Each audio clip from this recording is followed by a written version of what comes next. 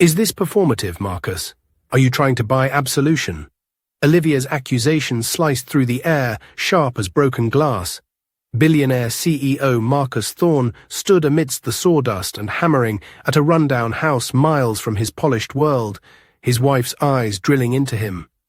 Why was he here, pouring resources into this obsession? It had started simply, a flat tire, a poor boy's impossible kindness, an act that refused payment and somehow unlocked a deeply buried past Marcus thought long forgotten. Now, haunted by that ghost, he had returned, determined to change everything for this family. But can rewriting their future truly mend his own broken history? And what happens when fixing a house means potentially shattering your own life? What do you think drives Marcus? Is Olivia right to be suspicious, or is this genuine change? Let us know your thoughts in the comments below. If you're intrigued by Marcus's journey and want to see how one act of kindness can unravel a life, make sure to give this video a like and subscribe to our channel. Hit the notification bell so you don't miss how this incredible story unfolds. The conditioned air inside the obsidian black SUV hummed, a sterile counterpoint to the simmering July heat outside. Marcus Thorne, CEO of Thorne Industries, a man whose net worth echoed in headlines and boardrooms, felt none of the cool comfort.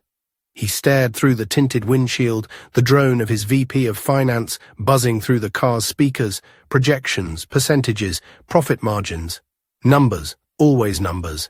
They built his empire, walled his life in chrome and glass, yet somehow they felt hollow. An empire of air. He tapped an impatient rhythm against the leather-wrapped steering wheel. The road stretched before him, a narrow ribbon of asphalt cutting through endless fields of tall, sun-bleached grass, swaying lazily under a vast, indifferent sky. Empty, like the space behind his ribs sometimes felt, a space no acquisition or soaring stock price could ever quite fill. And the third-quarter forecast looks exceptionally strong, Mr. Thorne. The voice crackled. Good, Marcus clipped, his tone betraying none of the strange listlessness that clung to him lately. He glanced at the ridiculously expensive watch on his wrist. Less than an hour. An important meeting waited in the city, deals to close, hands to shake, a performance to maintain. This detour through forgotten country roads, a nostalgic whim to see a place from a past he barely acknowledged, suddenly felt like a monumental waste of time. He accelerated, the powerful engine swallowing the miles. The isolation out here was absolute. No other cars, no signs of life, just the oppressive heat haze shimmering off the pavement. Then it happened. A jarring bump, violent and sudden, followed by the sickening, unmistakable thump-thump-thump of a flat tire. Of course, Marcus muttered, the words laced with a familiar cold frustration. Just perfect. He sighed, a sharp exhalation of annoyance, and wrestled the heavy vehicle onto the gravel shoulder, a cloud of dust billowing behind it like a sarcastic farewell. The moment he opened the door, the heat slammed into him, thick, suffocating, smelling of dry earth and baked asphalt. He winced, instinctively adjusting the lapels of his bespoke suit jacket, loosening the silk tie that suddenly felt like a noose. This was not his world. He knelt beside the rear passenger tire, shredded, pieces of black rubber peeled away like burnt skin. He glanced down the empty, shimmering road, then instinctively reached for his phone. No signal. Of course. He swore under his breath, a low, guttural sound, stuffing the useless device back into his pocket. Helplessness. It was a foreign, deeply uncomfortable sensation. Marcus Thorne didn't do helpless. In his carefully constructed universe, problems like this were handled. Assistants materialized, chauffeurs dealt with inconveniences, service crews appeared as if summoned by magic. But out here, on this deserted stretch of nowhere, under the merciless sun, with no connection to his world of instant solutions, there was no one, just him, his crippled monument to wealth, and the crushing silent heat. He stared at the ruined tire, the unfamiliar weight of inaction settling upon him. He wouldn't even know where to begin. The spare, the tools. It was all abstract, problems solved by other people. Suddenly Marcus squinted, his gaze drawn down the road. A flicker of movement against the wavering horizon. A silhouette, small and solitary, steadily growing larger. Heat mirage? No, it was real. It was a kid. He straightened up, unconsciously smoothing his jacket again, a defense mechanism kicking in. As the figure drew closer, Marcus could make out details. A boy, maybe 14, wearing a faded graphic t-shirt, clinging to his thin frame, worn-out sneakers, and a pair of old jeans. He walked with an easy, unhurried gait, despite the heat. His skin gleamed faintly with sweat, his eyes taking in the scene, the expensive SUV, the flat tire, the man in the suit, with open curiosity. The boy stopped a few yards away, shielding his eyes from the sun as he looked directly at Marcus. "Hey, mister, got trouble?" His voice was clear, steady, holding no trace of intimidation or excessive deference. Marcus hesitated, relief warred with his ingrained caution towards strangers, especially out here. "Yeah," he said, forcing his voice to remain level, controlled. "Flat tire, and He paused, the admission feeling like grit in his mouth. "I don't exactly know how to fix it." The boy, Noah Williams, as Marcus would later learn, simply nodded. He moved closer, his eyes dropping to the shredded rubber, then flicking back to Marcus's face. No judgment, just assessment. "I can do it," he stated matter-of-factly. "My dad showed me how." He dropped to his knees beside the tire without waiting for permission, inspecting the damage. "Got a spare?" Marcus stared, taken aback by the boy's confidence. You can really do it." He looked the boy up and down. He seemed sure, capable, but Marcus wasn't used to relying on anyone, let alone a teenager who looked like he barely weighed 100 pounds. Noah looked up, a faint, genuine smile touching his lips. It was startlingly open. "Yeah, it's just a tire, mister. No big deal." He stood, dusting off his knees. "The spare's usually under the back. Mind if I take a look?" Feeling a strange mix of unease and resignation, what other choice did he have? Marcus gave a curt nod.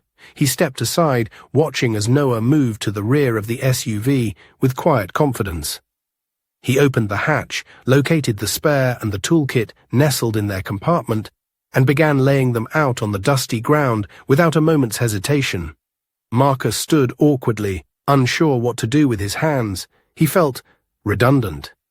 He watched the boy work, loosening the lug nuts with a practiced rhythm, the wrench clanking softly in the heavy silence.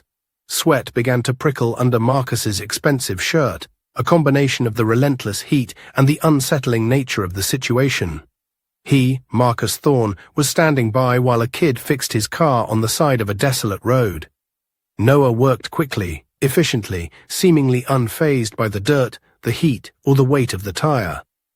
After several minutes of focused effort, he paused, wiping a bead of sweat from his brow with the back of his hand. He glanced up at Marcus. "You all right there, mister? You're looking kinda pale." Marcus cleared his throat, straightening his jacket again. "I'm fine. Just not accustomed to this sort of thing." Noah offered that brief, disarming smile again. "No problem, really. Just gotta know where to look," he tapped the toolkit, "and how to get your hands dirty." Marcus remained silent, watching as the boy skillfully wrestled the shredded tire off and maneuvered the heavy spare into place. He tightened the bolts with surprising strength, double-checking each one. Finally, he stood up, wiping his grease-stained hands on his jeans. He took a step back, surveyed his work, and gave Marcus a simple thumbs up. "All done." Marcus blinked, almost in disbelief. It was done. Just like that. He reached into his inner jacket pocket, pulling out his slim, expensive wallet. He extracted several large bills, far more than the job was worth, a reflexive gesture from a world where money smoothed every edge. He held them out to the boy. "Here," Marcus said, his voice regaining its usual crisp authority. "For your trouble. I appreciate it." Noah's reaction was immediate and absolute. He shook his head, taking a step back as if the money itself were offensive. "Nah," he said, his smile fading slightly, replaced by simple sincerity. "I don't need that. Just wanted to help. You seemed like you could use it." Marcus frowned, his hand hovering awkwardly in signboard, the bills clutched between his fingers. "No, really," he insisted, the refusal jarring against his expectations. "I insist." But Noah just smiled again, that open, guileless smile. He shook his head firmly once more, then turned and started walking back the way he had come, raising a hand in a casual wave over his shoulder. "Take care, mister. Good luck with wherever you're going." Marcus stood stunned, the crisp bills still in his outstretched hand. He watched Noah's retreating figure, a thin silhouette against the vast, sun-drenched landscape, until the boy was just a distant speck. He slowly lowered his hand, the money feeling heavy, meaningless. He let out a long, slow breath. The unease hadn't vanished. If anything, it had intensified, coiling in his gut. A simple act of kindness, freely given, with absolutely nothing expected in return. It defied the transactional logic that governed his entire existence. It felt fundamentally wrong, yet undeniably right. He turned back to the SUV, slipping the rejected money back into his wallet. As he climbed into the driver's seat, the cool air hitting his face felt different now, less comforting, more isolating. He started the engine, the powerful machine humming back to life, ready to carry him back to his world of numbers and deals. But as he pulled away, his eyes kept flicking to the rearview mirror. Why? Why help a stranger and expect nothing? Why refuse the money? The questions echoed in the sudden, unnerving silence of the car, louder than any financial report. Marcus Thorne drove on, leaving the dusty roadside behind, but the image of the boy and the unsettling weight of an unexpected, unpayable debt followed him down the empty road. The automatic gates slid open with a silent, deferential whisper as Marcus's SUV glided onto the pristine driveway. His house loomed ahead, a symphony of sharp angles, glass walls, and manicured perfection. It was the kind of architectural statement featured in glossy magazines, a fortress of modern luxury designed to impress, perhaps even intimidate. Tonight, however, it felt less like a home and more like a beautiful, empty museum. Cold, impersonal. He parked in the cavernous garage, the engine dying with a soft sigh that seemed to echo the hollowness inside him. He sat there for a moment, the silence pressing in, a stark contrast to the vibrant, if unsettling encounter on the roadside. The image of Noah Williams, his easy competence, his startling refusal of payment, that open, uncomplicated smile, superimposed itself onto the polished concrete floor. It didn't belong here. None of it computed within the rigid logic of Marcus's world. He finally forced himself out of the car, grabbing his briefcase, the familiar weight a flimsy anchor to his usual reality. As he entered the house through a side door, the sudden chill of the air conditioning felt less refreshing than artificial. The vast minimalist foyer stretched before him, all white marble and strategically placed abstract art. Silent, always so silent. "Marcus, you're late." Olivia Thorne emerged from the archway leading to the living area. She was, as always, impeccably dressed, her posture perfect, her expression a carefully composed mask of polite concern. But Marcus caught the slight narrowing of her eyes as she took in his presence, perhaps a subtle dishevelment he hadn't noticed, or maybe just the unusual energy clinging to him. "Everything all right?" she asked, her voice smooth, modulated. "Fine," Marcus replied, forcing a smile that felt stiff on his lips. He loosened his tie again, the knot suddenly constricting. "Had some car trouble on the way back. A flat." He walked past her, heading towards the wide, floating staircase. Olivia followed, her heels clicking softly on the marble. "A flat? Did you manage?" The question held a practical edge, laced with perhaps a hint of incredulity that he would have handled such a thing himself. Marcus paused, his hand on the cool metal railing. He hesitated, the simple truth feeling oddly significant. "No," he admitted, turning slightly. "A kid showed up. Fixed it for me." Olivia raised a perfectly sculpted eyebrow. "A kid? Out there?" "Yeah." He tried to sound casual, dismissive. "Just some local boy. And you paid him, I assume?" It wasn't really a question, it was an expectation, the natural order of things in their world. Service rendered, payment made, transaction complete. "I tried," Marcus said, the words feeling heavy. He wouldn't take it. That stopped her. Olivia blinked, her composure momentarily slipping. Wouldn't take it? Why on earth not? "I don't know," Marcus snapped, irritation flaring unexpectedly. He didn't understand it himself, and her pragmatic questioning grated against the raw edge of his confusion. helped, and left. He turned abruptly and continued up the stairs, leaving Olivia standing alone in the echoing foyer, a flicker of surprise still on her face. Later that evening, the pretense of normalcy felt thinner than ever. Dinner was a quiet affair in the cavernous dining room, the long polished table separating Marcus from Olivia and their two children, Ava and Liam. The kids chattered about school, about friends, their voices distant sounds that barely penetrated the fog in Marcus's mind. He pushed his expensive, chef-prepared food around the plate, tasting none of it. He kept seeing Noah's hands, surprisingly deft, working on the tire. Kept hearing that simple refusal, "Nah, I don't need that, just wanted to help." It was absurd, illogical. Everyone wanted something. That was the fundamental rule. You offered value, you received value.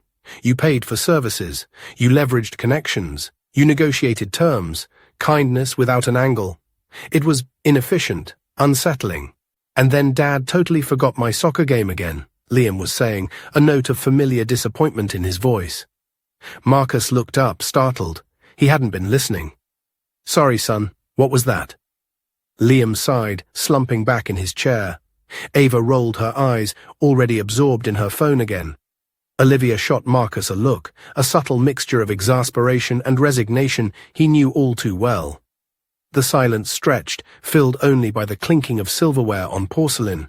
This was his family. Connected by name, by blood, by shared address, yet adrift in separate orbits within the same cold, beautiful space. The loneliness he often ignored felt sharp tonight, acute. He excused himself early, retreating to his study, another vast room filled with expensive furniture and the latest technology designed for focus and power. But tonight the spreadsheets blurred. The market reports seemed irrelevant.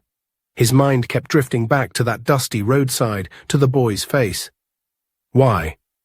The question pulsed beneath the surface of his thoughts, and then another image surfaced, unbidden. Faint, fragmented, a memory from a time he rarely allowed himself to revisit. He was younger.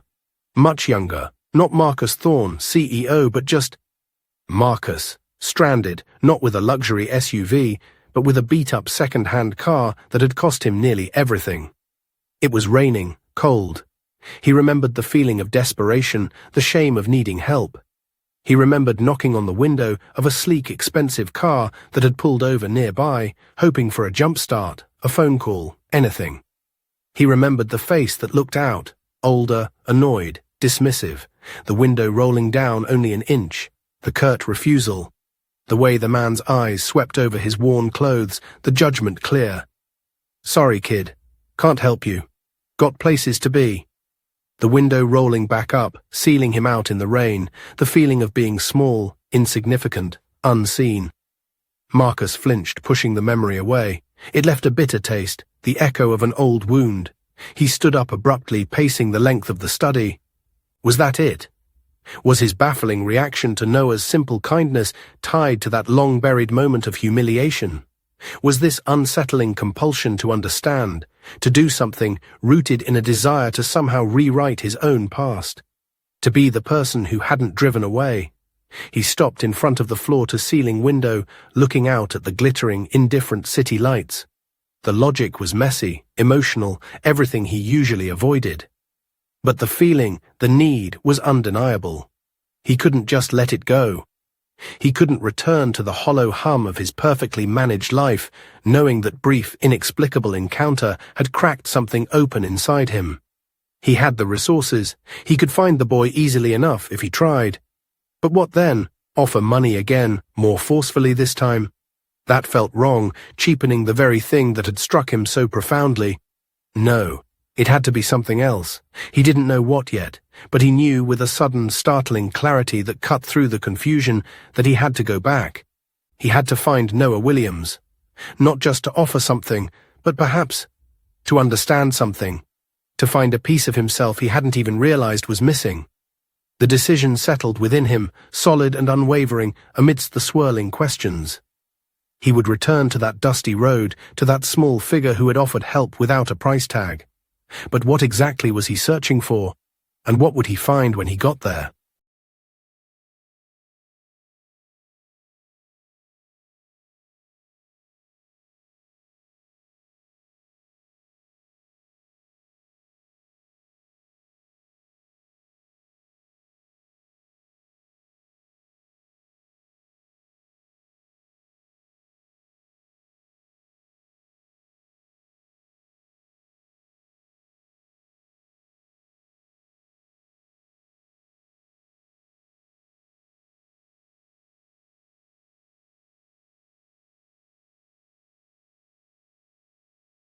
The powerful SUV felt alien on these quiet, sun-baked roads, a sleek black predator prowling unfamiliar territory. Marcus drove slowly, his eyes scanning the modest houses set back from the asphalt, searching for something he couldn't quite define. A flicker of recognition, a sense of connection to the boy who had inexplicably lodged himself in his thoughts. The landscape seemed different today, less desolate, perhaps because he felt different, less certain, more exposed. He almost missed it. Tucked behind a cluster of overgrown bushes, set further back from the road than its neighbors, stood a small weathered house. Its paint was faded and peeling in patches, the porch steps looked worn, and a few rusted children's toys lay scattered haphazardly across the unkempt lawn. Yet there was smoke curling lazily from a brick chimney, a sign of life within. Was this it? Could this possibly be the place? A strange mixture of hope and apprehension tightened in his chest. He pulled the SUV onto the gravel shoulder, the engine's powerful hum dying into a silence filled only by the distant buzz of insects and the rustle of dry leaves. He stepped out, the heat enveloping him once more, but today he barely noticed it. His expensive Italian leather shoes felt out of place on the dusty ground as he walked towards the house, his steps hesitant but resolute. What if he was wrong? What if this was just some random house, and his impulsive trip was entirely futile? He pushed the thought away. He had come this far. He stopped at the edge of the walkway, taking a deep breath, the air thick with the scent of sun-baked pine and something else. Wood smoke, maybe? He stepped onto the worn path and approached the screen door, which hung slightly askew. He raised his hand, knocking firmly on the solid wood door behind it. The sound seemed unnaturally loud in the quiet afternoon. There was a shuffling sound from within, then footsteps approaching.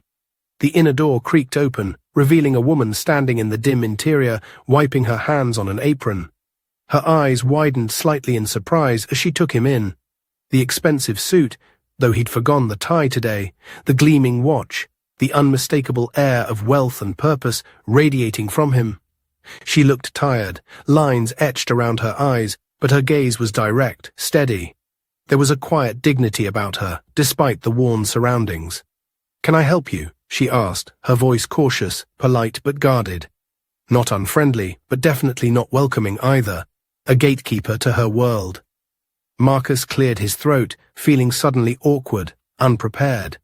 This was harder than he'd anticipated. Yes, sorry to bother you. I'm looking for a boy. About 14, I think. He helped me with my car yesterday, down the road." He gestured vaguely. The woman's expression softened almost imperceptibly, a flicker of recognition in her eyes. She nodded slowly. "You mean Noah?" Relief washed over Marcus, swift and surprising. Yes, Noah, that was his name. He felt a foolish grin wanting to spread across his face and quickly suppressed it. I wanted to find him, to thank him properly." The woman, Sarah Williams, Noah's mother, studied him for a long moment. Her eyes assessed him, not with awe or deference, but with a quiet scrutiny that felt more penetrating than any boardroom stare-down. She seemed to be weighing his words, his presence.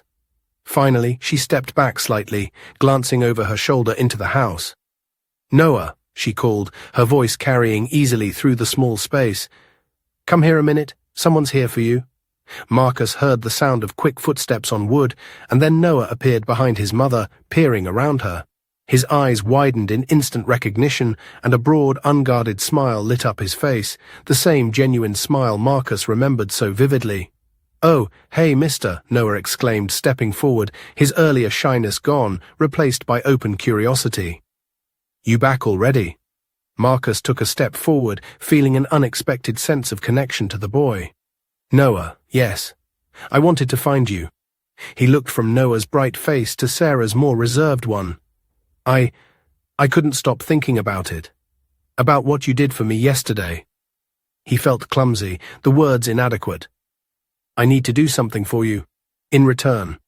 He reached instinctively towards his wallet again, then stopped himself, remembering the boy's previous reaction. Noah shook his head immediately, that familiar gesture, the smile still firmly in place. "I told you, mister. It was no big deal." Just glad I could help.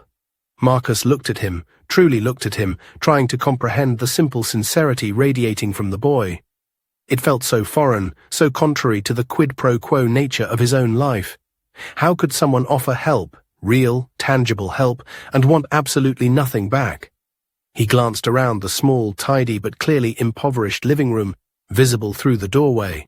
The worn armchair, the simple curtains, the faint smell of cooked cabbage lingering in the air. The contrast between this humble space and his own sterile mansion was jarring, almost dizzying. Please, Marcus insisted, turning his attention back to Sarah, hoping perhaps the adult would be more reasonable. Your son did me a significant favor. Let me at least offer some compensation. Or perhaps, he added, improvising as he noticed a water stain on the ceiling corner, I could help with some repairs around the house. Sarah's posture stiffened slightly. Her polite mask remained, but her eyes held a new layer of reserve, a quiet firmness rooted in pride. That's very kind of you, Mr. Thorne. Marcus Thorne. Mr. Thorne, she continued, her voice even but definite, but we manage just fine. Noah helps because it's the right thing to do, not for payment or reward. We don't take charity. Her words weren't harsh, but they drew a clear line, establishing a boundary Marcus rarely encountered. People usually wanted something from him. Her refusal, polite as it was, felt like another small shockwave.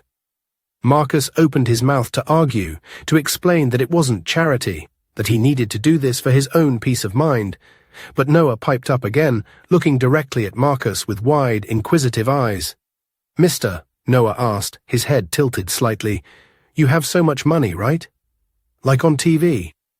Marcus gave a slight, uncomfortable nod. Then, why did you look so sad yesterday, when you were waiting by your car? The question, utterly innocent, utterly direct, struck Marcus with the force of a physical blow. Sad? Had he looked sad? He thought he'd looked annoyed, impatient.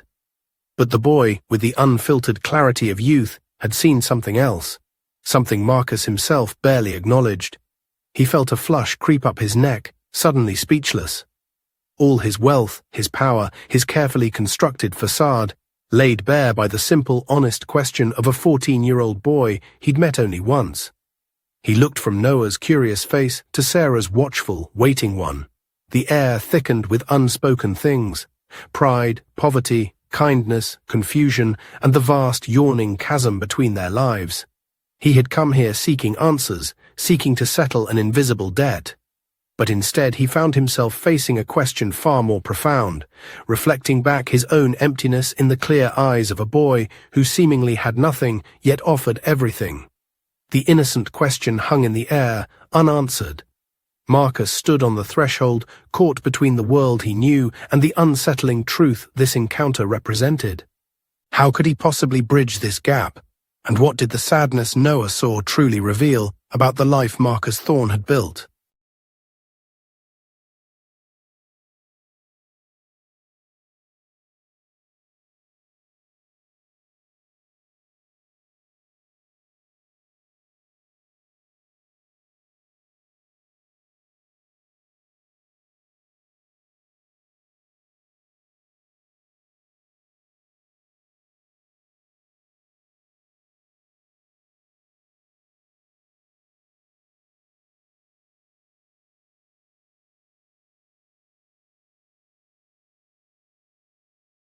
Noah's innocent question, why did you look so sad, echoed in Marcus's mind long after he'd finally managed a stammered, inadequate response about just being tired from the drive. The air on the porch remained thick with unspoken things, but Sarah Williams, perhaps sensing his genuine, if awkward, persistence, or maybe just wanting this strange intrusion to end, finally conceded a small patch of ground. The roof, she said quietly, her gaze still cautious, her pride a palpable shield. It leaks. Over Noah's room when the rain is heavy, and the back window. The frame is rotten. She spoke of necessities, not desires, framing the acceptance as a practical matter, nothing more. Marcus seized on it, relief mixing with the lingering unease. All right, he said, perhaps a little too quickly. The roof and the window. I know some people, excellent workers. I can have them come out, take a look, Get it fixed. No trouble at all. Sarah gave a single brief nod, her expression unreadable. If you insist, Mr. Thorne, just those things. The unspoken addition, and nothing more, hung between them. He thanked her, thanked Noah again, the usual smooth phrases feeling clumsy on his tongue. The drive back was a blur of conflicting emotions. He had achieved something. A small opening, a reluctant permission. Yet the core of his disquiet remained. Noah's question reverberated, stripping away the layers of his carefully constructed identity, leaving him feeling raw and strangely vulnerable. And Sarah's quiet dignity, her refusal to be easily bought or overwhelmed by his wealth, challenged him in a way no corporate rival ever had. He arrived home late in the afternoon. The house greeted him with its usual cool, silent grandeur. Olivia was in the minimalist living space, overlooking the infinity pool that bled into the horizon, scrolling through something on a tablet. She looked up as he entered, her expression neutral, waiting. He poured himself a drink, single malt, neat, the amber liquid catching the light. He needed its familiar burn. "So," Olivia prompted, setting the tablet aside, "did you find your Good Samaritan?" There was a subtle emphasis on the last words, a hint of something between curiosity and skepticism. Marcus swirled the whiskey in his glass. "I did. Noah Williams. And his mother Sarah." "And?" He took a slow sip before answering, choosing his words carefully. "They live in modest circumstances. The house needs some work. I offered to help." Olivia's perfectly shaped eyebrows rose. "Help? Marcus, what kind of help? You didn't just give them money, did you, after the boy refused?" "No," he said, a touch defensively.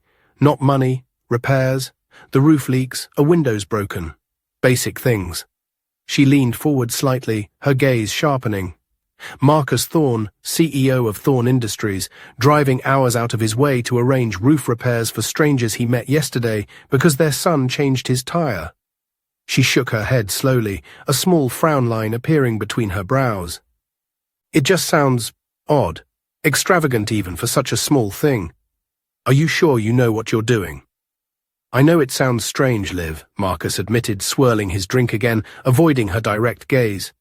"But it felt important, necessary." "Necessary?" Olivia echoed, her voice taking on a sharper edge of concern, maybe even frustration. "What's necessary is the merger call tomorrow morning, the charity gala next week, dealing with that issue in the Asian markets. This sounds like a distraction. Or worse." She paused, her eyes searching his face. "Are you all right, Marcus? Truly? This isn't like you. Is this some kind of guilt trip? Or a midlife crisis manifesting in home repairs?" Her words, meant perhaps out of genuine if pragmatic concern, struck a nerve. "It's not a crisis, Olivia," he said, his voice tight. "It's complicated." How could he explain the hollowness he felt, the strange resonance of Noah's simple kindness, the echo of his own past humiliation? These weren't things they talked about. Their relationship was built on shared ambitions, social standing, a comfortable, predictable routine, not messy, inexplicable emotions. "Complicated how?" she pressed. "People don't just do things like this for no reason. Especially not you. What aren't you telling me?" "There's nothing to tell," Marcus insisted, frustration making him curt. "I met someone who needed a little help, someone who helped me first without asking for anything. I'm returning the favor, fixing a leak. It's not complicated."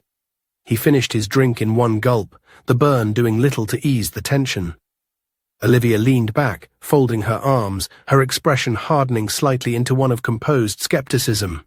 "Fine, fix the roof. But please, Marcus, be sensible about this. Don't get overly involved. These situations can become messy." Her tone implied dangers he hadn't even considered. Expectations, dependencies, complications that could tarnish the Thorne name. The conversation left a sour taste in his mouth. Olivia wasn't being unreasonable, not from her perspective, not from the perspective of the world they inhabited. His actions were illogical by those standards. Yet her skepticism, her inability to grasp the simple, human impulse behind his decision, or perhaps his inability to articulate it, highlighted the very disconnect he was trying, in some strange way, to bridge. The next morning, the feeling hadn't dissipated. If anything, Olivia's reaction had solidified his resolve. He made the call to Chris, a reliable contractor his company sometimes used for smaller projects. "Chris, Marcus Thorne here." "Mr. Thorne, morning. What can I do for you?" Chris's voice was respectfully businesslike. "I need a small crew, Chris, for a residential job. Roof patch, maybe replace a window frame. Out past Highway 30 near Miller's Creek." There was a brief pause on the other end. "Miller's Creek? That's quite a ways out, Mr. Thorne, for a small patch job." The unspoken question hung in the air. Why would someone like you care about a minor repair job way out there? "It's for a personal matter, Chris," Marcus said, keeping his voice level. "Discretion is appreciated. Just need your best guys. Get it done quickly and properly. Send the bill directly to my personal account." Another slight pause, then Chris's professional mask was back in place.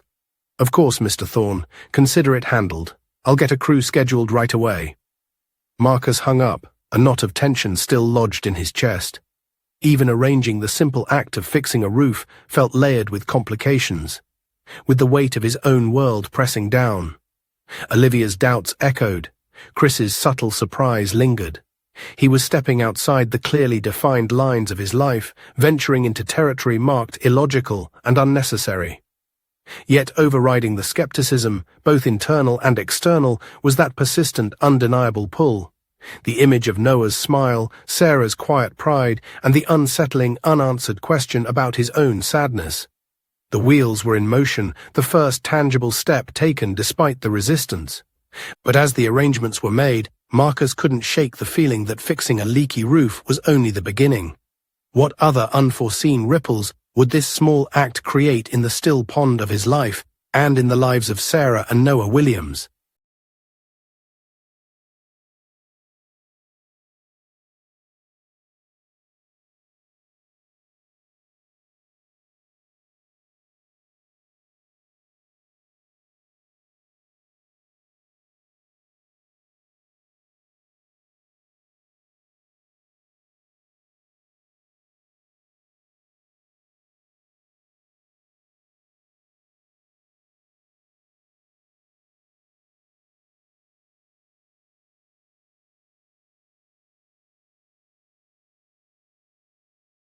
A few days later, Marcus found himself standing awkwardly in the Williams' front yard again, this time not alone. A sturdy pickup truck bearing the logo Chris Construction was parked beside his SUV, and two men, including the foreman Chris himself, were unloading tools and ladders. The sounds of preparation, the clatter of metal, low voices discussing angles and materials, felt both alien and strangely grounding compared to the hushed efficiency of his corporate world. Sarah Williams stood on the porch, arms crossed loosely, watching them with that same polite, guarded expression. Noah, however, was practically vibrating with suppressed excitement, his eyes wide as he took in the activity. "Morning, Mr. Thorne." Chris greeted him with a nod, his manner professional, but perhaps a touch curious. "Ready to tackle that roof?" "Morning, Chris." "Yes, let's get started," Marcus replied, trying to sound more confident than he felt. He wasn't sure what his role was here. Supervisor? Benefactor? Awkward bystander? Sarah offered a hesitant smile. "Coffee's ready, Mr. Thorne. If you'd like some." "Thank you, Sarah. I would." He followed her inside, Noah trailing close behind. The small kitchen, though worn, was immaculately clean and filled with the comforting aroma of fresh coffee. It felt more real, more lived in, than any room in his own house. As Chris and his man got to work on the roof, the rhythmic sound of hammering began to fill the air. Marcus sat at the small kitchen table, nursing his coffee, feeling acutely out of place. He watched Sarah move around the kitchen, wiping down counters that were already spotless, her movements economical and practiced. He noticed the small details, the carefully patched tablecloth, the slightly mismatched mugs, the way she saved the leftover coffee grounds, perhaps for the small vegetable patch he could see through the window. Signs of a life lived carefully, resourcefully, with nothing wasted. Noah finished his own drink quickly and bounced over to the window, watching the men on the roof. Wow! Look at that! They're taking off the old shingles already. Marcus found himself drawn to the boys' infectious energy. He stood up and joined Noah by the window. Looks like they know what they're doing, he commented. Chris seems nice, Noah observed. Then he looked up at Marcus, his expression earnest. Thanks again, mister, for doing this. Mom tries to fix stuff, but the roof is hard. It's no problem, Noah, Marcus said, finding the words came easier this time. Glad I could help. The morning wore on. Marcus felt increasingly restless just sitting inside. He wandered back out to the yard, watching the workers. Chris was directing his man, pointing out sections of damaged wood beneath the old shingles. Marcus tried asking a few questions, feeling foolishly ignorant about the practicalities of construction. Then, Noah ran out, carrying a small toolbox. Chris asked if I could hold the ladder steady for him, he announced proudly, his face beaming. As Noah positioned himself at the base of the ladder, Chris glanced down at Marcus. Could use another hand passing up these new shingles, Mr. Thorne, if you're not busy? It was a casual request, likely just making conversation, but Marcus felt a sudden urge to do something, anything other than stand there observing. Sure, he heard himself say. Show me what you need. For the next hour, Marcus Thorne, a man more accustomed to wielding billion-dollar contracts than bundles of asphalt shingles, found himself hauling materials, handing tools up the ladder, even, under Chris's patient guidance, hammering a few nails into place to secure a loose piece of flashing. His suit jacket was long discarded, his shirt sleeves rolled up, sweat trickling down his temples. His muscles, unused to this kind of labor, quickly began to ache. But beneath the physical discomfort was a surprising, almost exhilarating feeling, a sense of tangible accomplishment, of contributing something real with his own hands. He felt useful, present. Around noon, Sarah called out from the porch. Lunchtime! Come on in before it gets cold. She had prepared simple sandwiches, peanut butter and jelly for Noah, turkey for the adults, and a pitcher of cold lemonade. They all gathered on the porch steps and the surrounding lawn, Chris and his worker, Noah, chattering excitedly, Sarah sitting quietly nearby, and Marcus, feeling strangely comfortable amidst the easy, unpretentious group. He listened as Chris joked with Noah, as Sarah gently reminded Noah not to talk with his mouth full. It was a simple meal, shared under the hot sun, yet it felt more nourishing, more like family than any silent, formal dinner at his own long table. He learned more about Noah, his love for science fiction books, his struggles with algebra, his dream of maybe becoming an engineer one day, to build things that help people. He saw the quiet pride in Sarah's eyes as she listened to her son, the weariness momentarily softening. He noticed the way she meticulously collected the crusts Noah left behind, likely for birds or compost.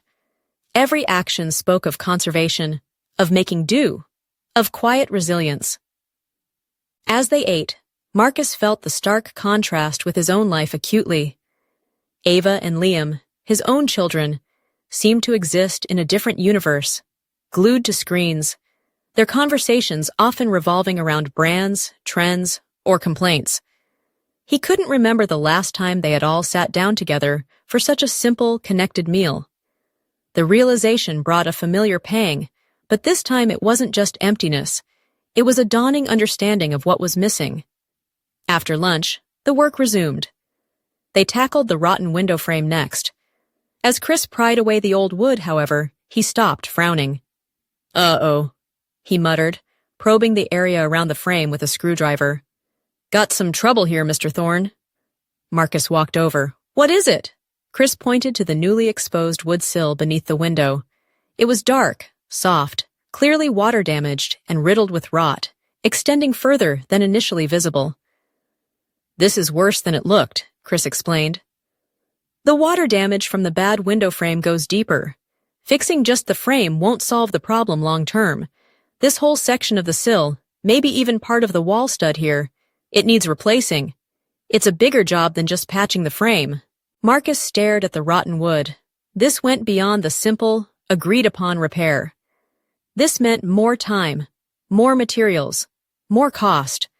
He saw Sarah approach hesitantly from the porch, her eyes immediately fixing on the damaged sill, a worried frown creasing her forehead. He thought of Olivia's warning. Don't get overly involved. These situations can become messy.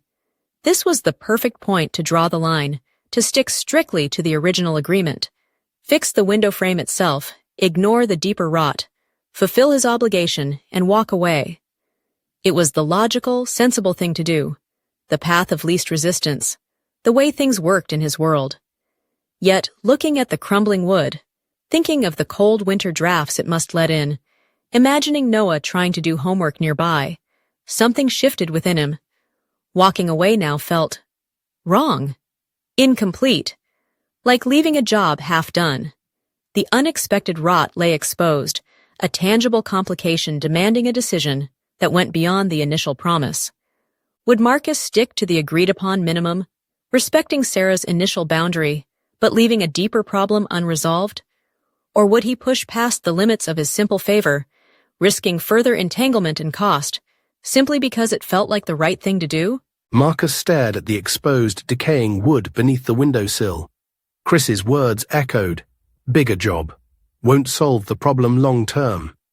He saw Sarah approach, her initial polite reserve now replaced by a visible worry etched onto her face.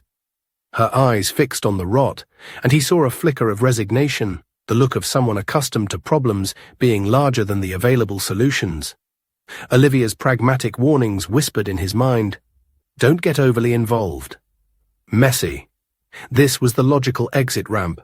Fix the frame as promised, offer a polite apology about the deeper issue being beyond the scope, settle the bill, and retreat to the clean, predictable lines of his own life.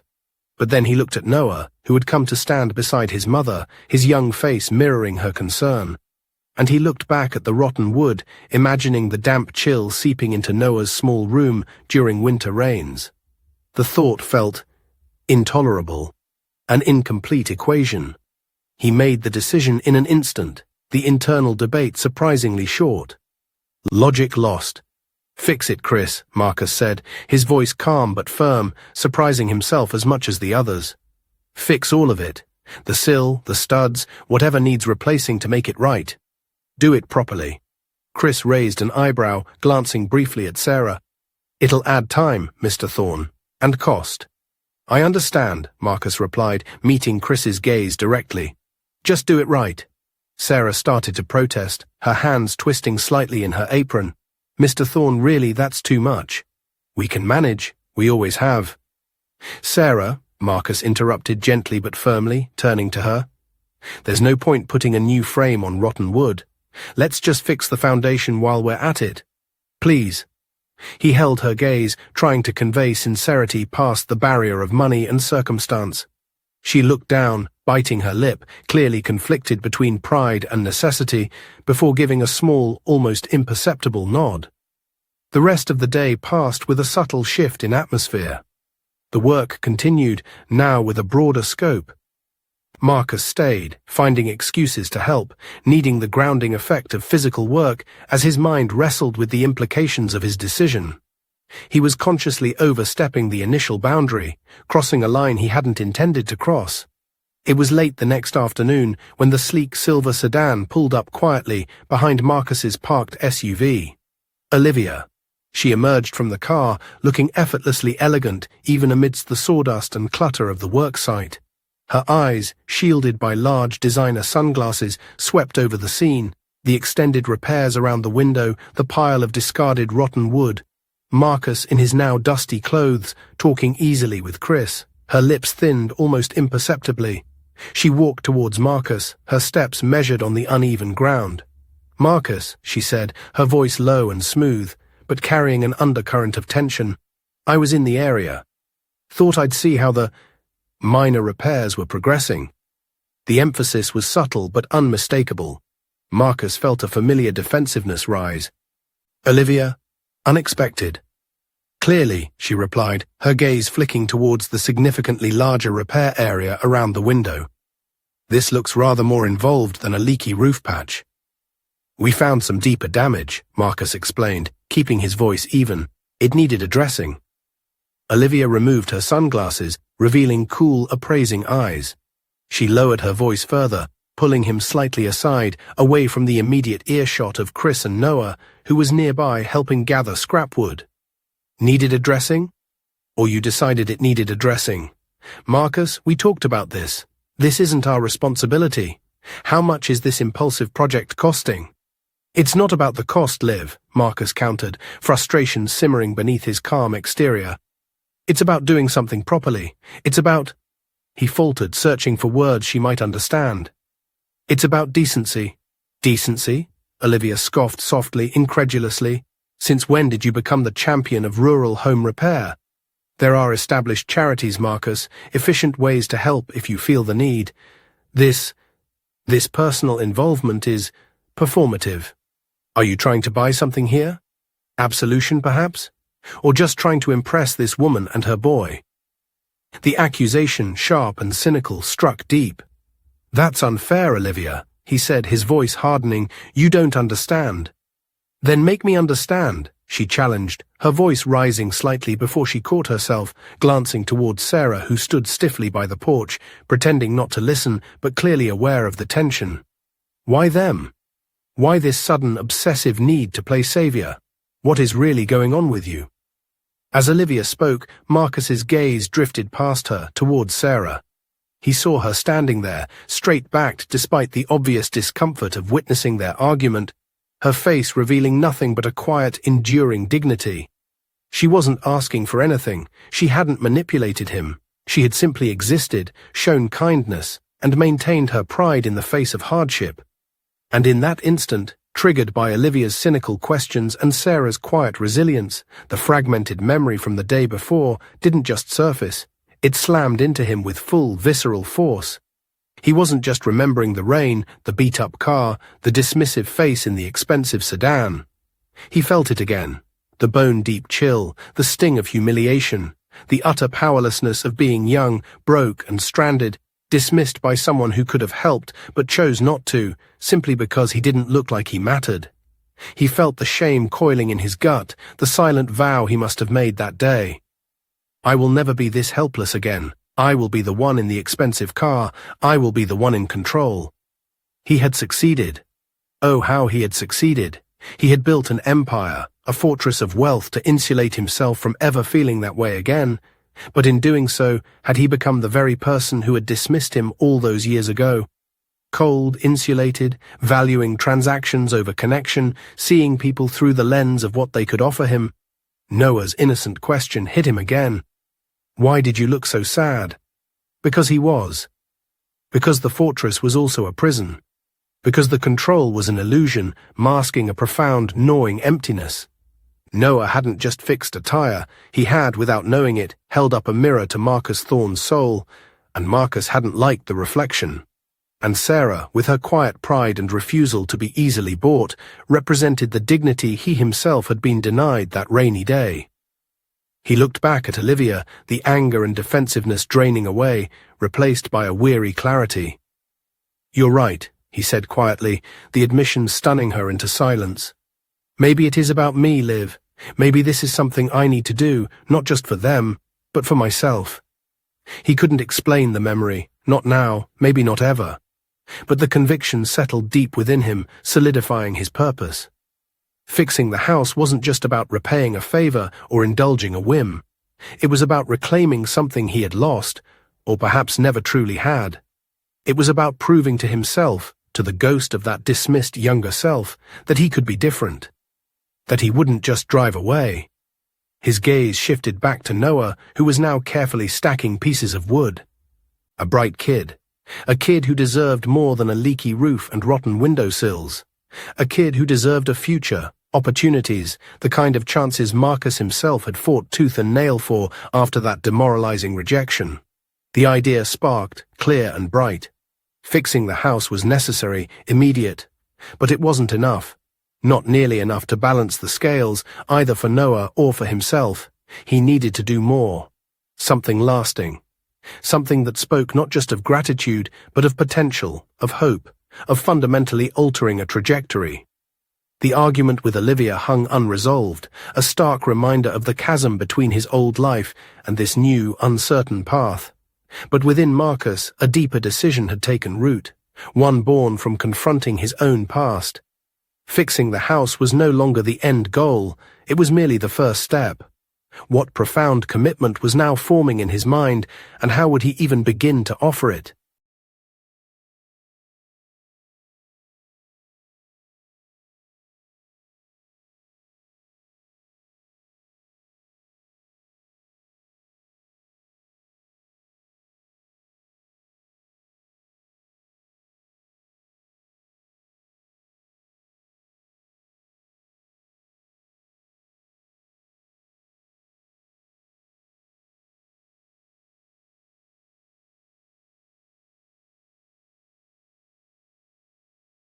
The initial repairs, the roof patch, the newly secured window frame, the replacement of the rotten sill were completed over the next few days. The immediate problems were solved, the physical leaks stopped. Yet for Marcus, the work felt unfinished, a temporary fix applied to a situation that demanded something more fundamental. The memory of his own past, now vivid and sharp, intertwined with the image of Noah's bright potential and Sarah's quiet resilience, creating an imperative he could no longer ignore.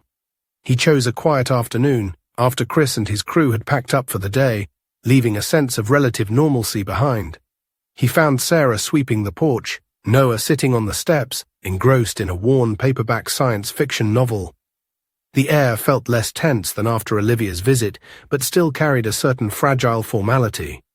Marcus cleared his throat softly.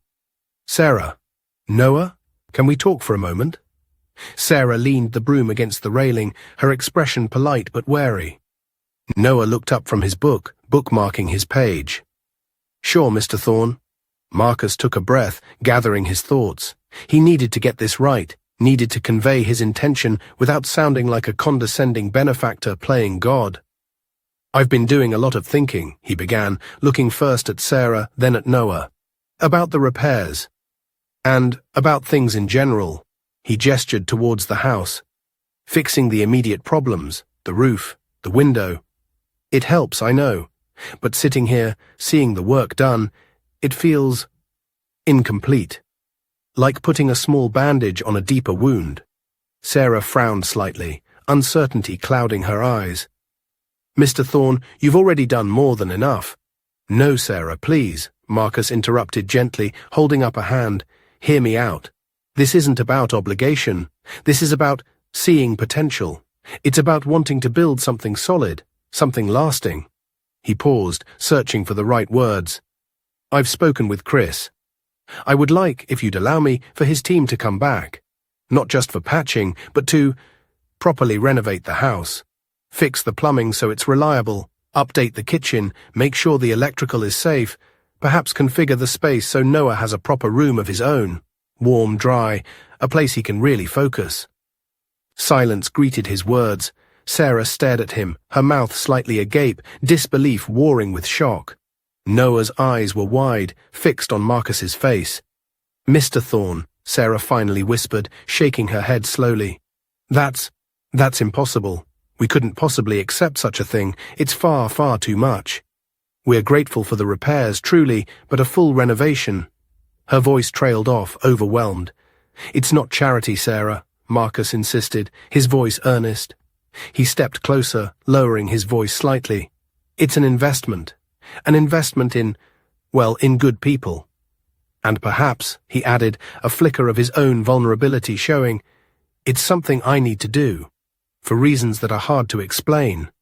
Let's just say I understand, maybe more than you know, how much a solid foundation, a real chance, can mean when you're starting out."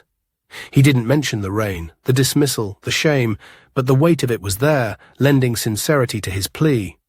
He saw the internal conflict in Sarah's eyes, her deep-seated pride battling against the undeniable allure of a safer, more comfortable home for her son. She looked at Noah, whose face was now alight with a dawning, incredulous hope. Before Sarah could formulate another protest, Marcus pressed on, knowing he needed to lay it all out now. "And Noah," he said, turning directly to the boy, who looked up sharply. "You told me you want to be an engineer. To build things. Noah nodded shyly. That takes education. Hard work, yes, but also opportunity. Marcus took another deep breath. I want to help with that too. I'd like to set up a trust fund for your education, enough to cover college, or maybe a technical school if that's the path you choose later. Whatever you need to pursue that dream, Noah, so that money, lack of money, is never the obstacle that holds you back. This second offer seemed to break through Sarah's remaining defenses. Her composure finally crumbled. Tears welled up, spilling silently down her cheeks. She didn't try to wipe them away. She simply stood there, looking at Marcus, her expression a mixture of profound gratitude and utter disbelief. Noah, speechless, just stared, his own eyes shining. Mr. Thorne. Sarah's voice was thick with emotion, barely a whisper. I don't understand why, but thank you. From the bottom of my heart, thank you. Impulsively, Noah launched himself off the steps and wrapped his thin arms around Marcus's waist in a sudden fierce hug. Marcus froze for a split second, startled by the unexpected physical contact, the raw emotion of it. Then slowly, tentatively, he wrapped his own arms around the boy, holding him close. It felt surprisingly grounding, real. He felt Noah trembling slightly. Thank you, mister, Noah whispered into his shirt, his voice muffled. Thank you so much. Marcus patted the boy's back gently, a lump forming in his own throat. You're welcome, Noah, he murmured, his voice softer than he intended. You deserve it, kid. You really do. When Noah finally pulled back, his face streaked with tears but beaming, Marcus looked at Sarah. She was smiling through her own tears now, a watery, radiant smile that transformed her tired face. In that moment, the walls between them, walls of wealth, status, pride, and caution, seemed to dissolve completely. There was just a shared understanding, a connection forged in unexpected kindness and acknowledged vulnerability.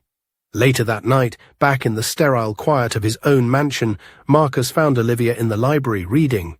The tension from their earlier argument still lingered faintly in the air. He poured himself a small measure of water, not whiskey tonight. Olivia, he began, his voice quiet but steady, we need to talk. About the situation with the Williams family. She looked up, her expression guarded. All right, Marcus, what is it now? More renovations? He shook his head. Yes, the house. But more than that. He took a breath and told her, not about the specific memory of the rain and the rejection, that still felt too raw, too private. But he told her about the feeling.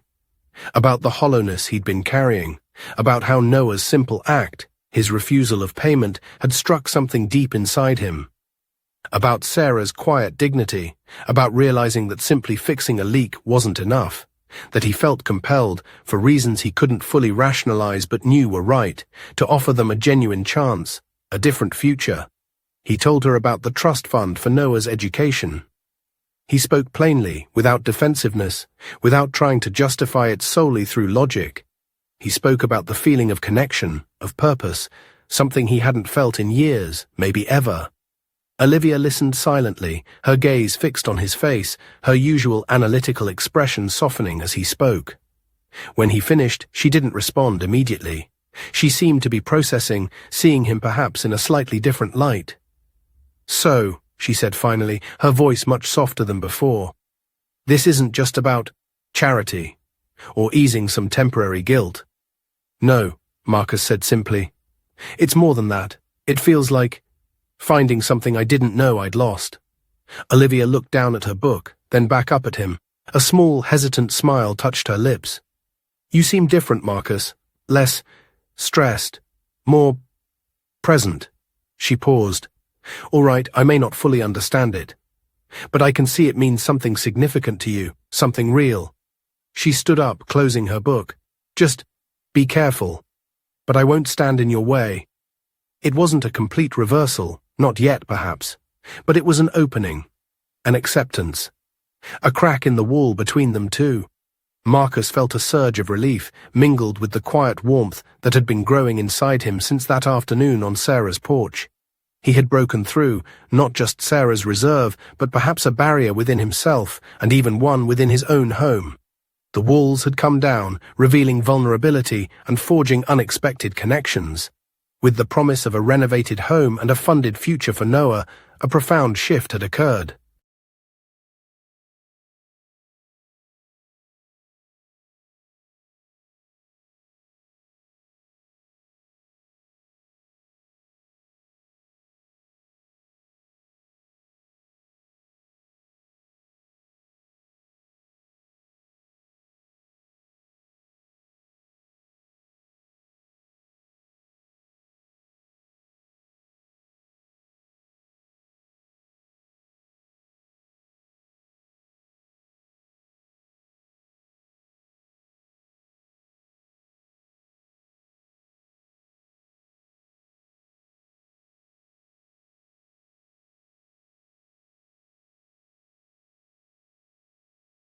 Weeks turned into a month, then two.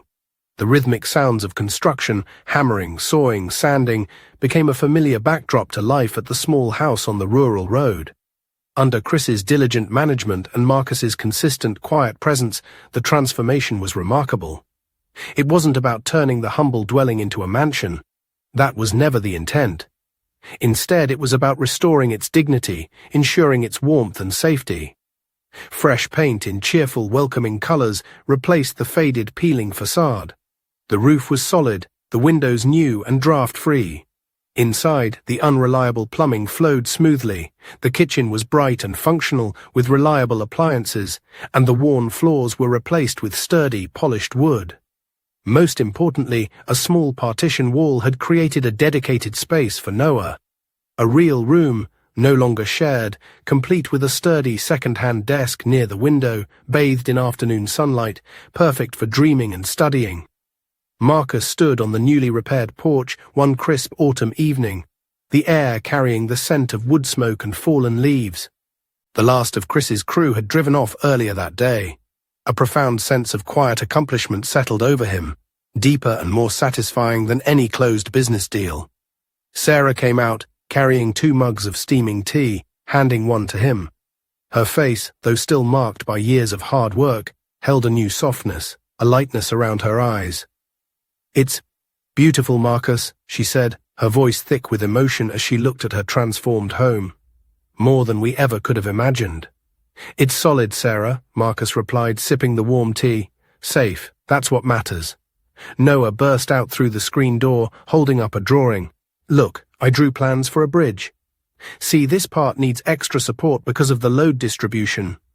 He launched into an enthusiastic explanation, his eyes shining with passion. The trust fund wasn't just an abstract promise anymore. It was fueling a tangible dream, giving him the freedom to explore his potential without the crushing weight of financial impossibility. Marcus listened intently, asking questions, genuinely fascinated by the boy's sharp mind. He saw not just a kid who had changed his tire, but a future engineer, a builder, someone who could make a real difference. "You're going to build great things, Noah," Marcus said sincerely when the boy paused for breath. Noah beamed. "I want to," he said, his expression turning serious for a moment.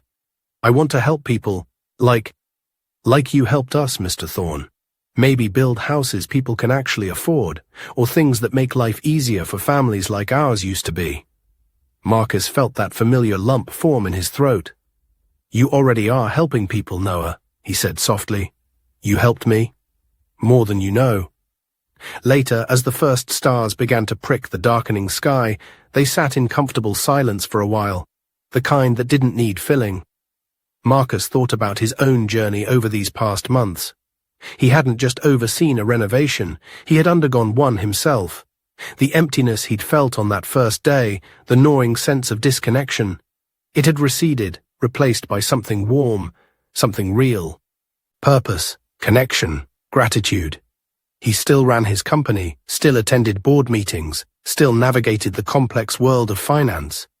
But something fundamental had shifted. He found himself listening more, not just hearing. He delegated tasks he once would have micromanaged, trusting his team. He even started leaving the office at a reasonable hour. One Saturday afternoon, he drove out to the Williams house not alone, but with Olivia, Ava, and Liam. The initial awkwardness quickly melted away as Noah eagerly showed Liam his engineering drawings and Ava chatted surprisingly easily with Sarah about school. Marcus watched Olivia talking quietly with Sarah on the porch, a genuine warmth in her expression he hadn't seen directed outside their immediate social circle before. They stayed for a simple barbecue, hot dogs and lemonade in the backyard. It wasn't extravagant, wasn't catered, wasn't featured on any social media. It was simply real. As they drove home that evening, a comfortable silence filled the car, a stark contrast to the tense quiet of months past. Olivia reached over and briefly squeezed his hand. An unspoken understanding. A beginning. Now, standing on the porch with Sarah and Noah as the stars emerged fully, Marcus knew this wasn't an ending, but a transition. He looked at the warm light spilling from the windows of the small, sturdy house. It wasn't a mansion, but it felt more like home, more real than his own sprawling estate ever had. He had come seeking answers to his own disquiet, perhaps intending to repay a debt with money.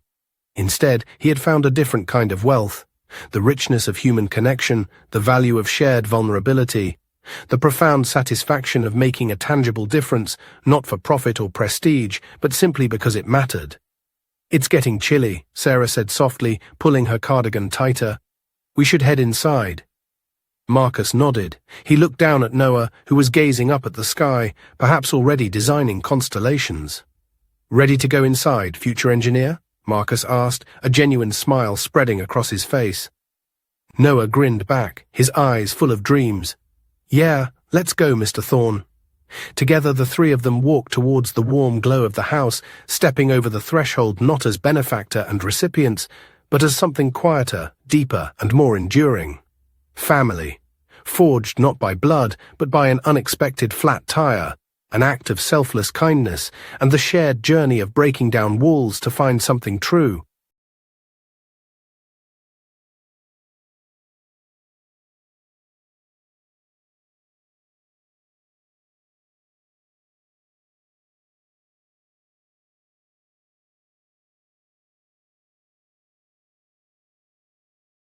And so the journey that began with a flat tire on a desolate road reached not an end, but a new beginning. Marcus Thorne, the CEO shielded by wealth yet haunted by his past, discovered that fixing a house could somehow help mend a life, especially his own. Noah Williams, the boy whose simple act of kindness, asked for nothing in return, received the foundation for a future built on his dreams. And Sarah, his mother, saw her resilience rewarded with security and hope. Their interwoven story is a powerful reminder. True wealth isn't calculated on balance sheets, but felt in the connections we forge, the empathy we share, and the courage we find to step outside our comfort zones. It whispers that kindness, freely given, holds an unexpected power to unlock hearts, heal old wounds, and ultimately change everything. Sometimes the most profound investments we make have nothing to do with money at all. What are your thoughts on Marcus's transformation and Noah's impact? Did Olivia's journey towards understanding resonate with you? We truly value hearing what touched you or made you think. If this story resonated with you, show your support with a like and share it with friends or family who might find inspiration here. Your feedback is incredibly important to us. Let us know what you enjoyed or any suggestions you have for how we can make our stories even better. And finally, if you haven't already, please subscribe and hit the notification bell so you won't miss our next story. Thank you for watching and being part of our community.